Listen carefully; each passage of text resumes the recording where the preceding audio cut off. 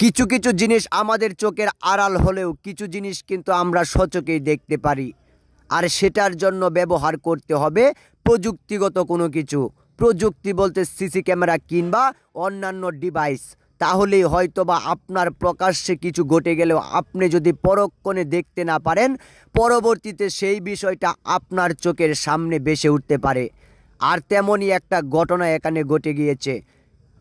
লক্ষ টাকা কিভাবে কয়েক মিনিট কয়েক সেকেন্ডের মধ্যে ইনকাম করে ফেলতে হয় এদের থেকে শিখতে হবে।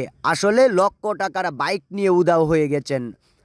হঠাৎ করে দেখলে আপনার মনে হবে হয়তোবা এরা পরিচিত, কিন্তু এরা পূর্ব পরিচিত ছিল। আর এই লোকটি টার্গেটও করেনি যে আসলে তারাই বাইক চুরি করতে ব্যস্ত।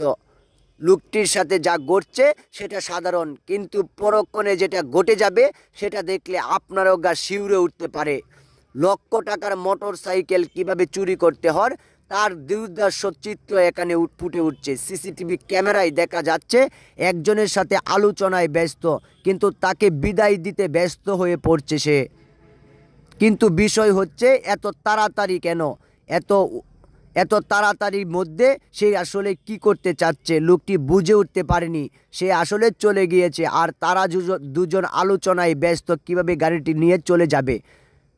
যখন কয়েক হাজার মানুষ এখান দিয়ে যাতায়াত করে, ঠিক সেই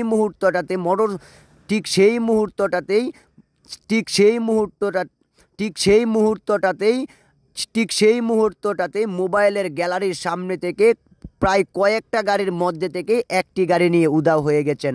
আসলে এদের কলা কৌশল দেখলে আপনিও অবাক হয়ে যাবেন।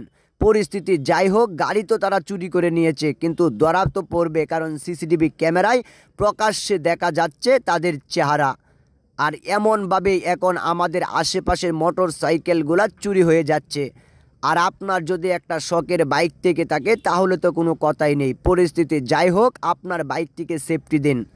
যদি সেটাও না পারেন তাহলে জিপিএস ট্র্যাকার লাগিয়ে দেন, যাতে পরবর্তীতে আপনি সেই বাইকটিকে ট্র্যাক করতে পারেন। আর এমনভাবে এখন আমাদের আশেপাশের বাইকগুলা চুরি করে অন্য জায়গায় বিক্রি করছে তারা। আর এ চক্রকে ধরতে না পারলে হয়তোবা আরও কিছু বাইক আমাদের হারাতে হতে পারে। তাই এদের কলা কৌশল দেখে আপনি বুঝতে না পারলেও এদেরকে ধরা কিন্তু সম্ভব। আর সেটার জন্য প্রযুক্তিগত ব্যবহার আপনার জন্য বেস্ট। পরিস্থিতিটা এখানে লক্ষ্য করুন, আশেপাশে অনেক মানুষ, কিন্তু তারা দুজন ব্যস্ত সময় পার করছেন। অন্য থেকে দেখলে মনে হবে গাড়িটা হয়তোবা তাদের। যে আলোচনা হচ্ছে সেটা থেকে বোঝা যায় হয়তোবা কিছুক্ষণের মধ্যেই গাড়িটি নিয়ে চলে যাবেন। হলো তাই, এমন পরিস্থিতির ভিতরে কিছুক্ষণের মধ্যেই গাড়িটি ঘুরিয়ে চলে যাচ্ছেন। আসলে গাড়িটির লাইট জ্বলে উঠেছে। এরা এতটাই দক্ষ যে এরা কয়েক মিনিটের মধ্যে চুরি করতে